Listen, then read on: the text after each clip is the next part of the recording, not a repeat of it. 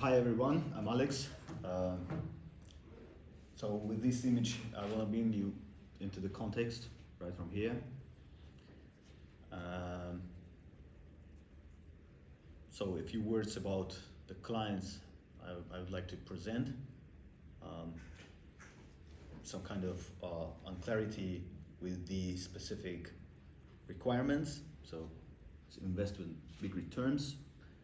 I have a few question marks in characteristics. So whether he's interested in renovation, interested in neighborhood.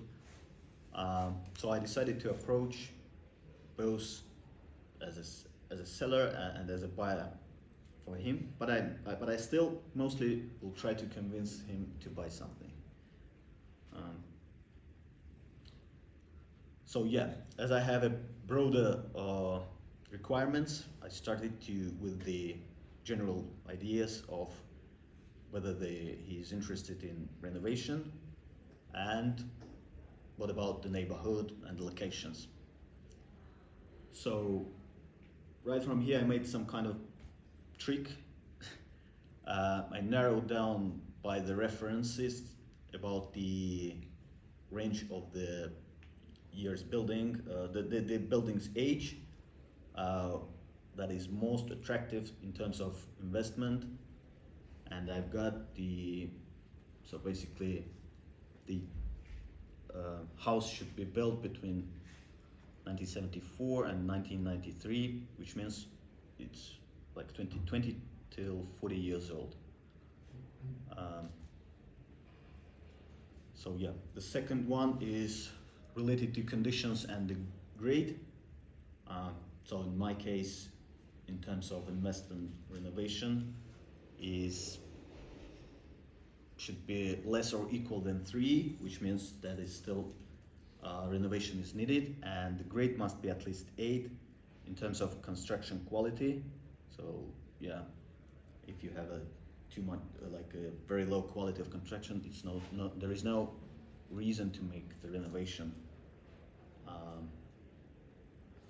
So here the like the broader overview for the client to understand what we're talking about, the histogram about the age of buildings that I mentioned previously, and the number of houses that we have is already zoomed in data set. Also, we have like about 200 houses from, I mentioned, the one thing that I want to mention is that I also used 4 most popular, most graded neighborhoods based on the zip code, and come up with the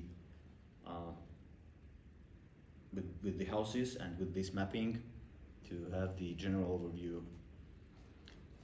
So here's the price distribution of the houses, and you can see that most of the houses we have in around 600K dollars per house. So here the distribution price by the neighborhood with the categories that I previously mentioned for neighborhoods. The one on the left has the higher price range, and so the right one interquartile of the second one is a little bit lower, close to the minimum. And here my second hypothesis, which related renovation purposes. So I have the relation between square living feet and price. The thing that I want to advise to the stakeholder is, in terms of attractiveness to be renovated, is to get something that is having the lower price and still having the high density on the plot. So yeah, I decided to go with the list of the houses that have the lowest price within this cluster group. Yeah. So as you can see, I have so this list have the different neighborhoods. Just we can work further to define more specific requirements based on this. And the next one is I want to come up with the commercial part, which means that the more area lot is more attractive in terms of commercial property. So yeah, here I have a relation between price and square lot area, and I have several houses with the higher lot area, and the one which is green relates to the I would say the best neighborhood in the area. Yeah, it also has the condition 4, which means no need to renovate. Yeah. Yeah, this one is red in the middle, red in the middle, and it has probably close to the crossroad or maybe something, and could be used as the store or maybe petrol station, etc. And I also try to show the relation between the best time for the house price. So I didn't use the average, but I used the house prices that is sold based on the date.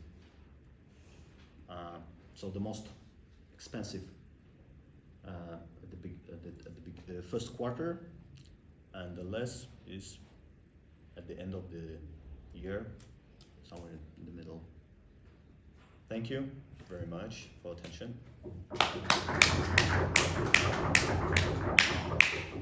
Yeah, we had 2 minutes left. Okay. Thank you.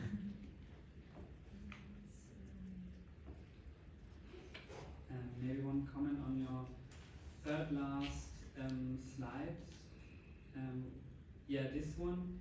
So I like that you show like a map and very little text, but for me this text was a little bit confusing. Maybe if you order this as a bullet points, because at first I didn't know how to read it.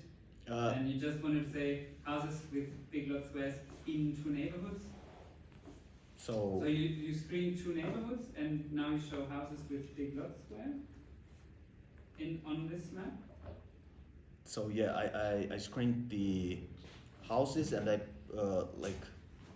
which was in rectangular, the house is on the map, and the green one is in the middle. Yeah, so you wanted to show the difference between 2 neighborhoods, basically. Yes. Yes. Yeah. So either you delete. So for me, it's more easily readable. Delete the dot and say in 2 neighborhoods, or use it as bullet points. This is Okay. just maybe Yeah. my. So yeah, the title. preference. And this is only minor, but I think you have like a calculation mistake. But unless we're in 2013, the houses are older, because you said they should be between 20 and 40 years old. Yeah, I didn't want to overload you with this information. So the research is on the 2022, but we have that data set from 2015. That's why we have 7 years difference. But 7 okay, years so difference. Yeah, just okay, briefly. then all good.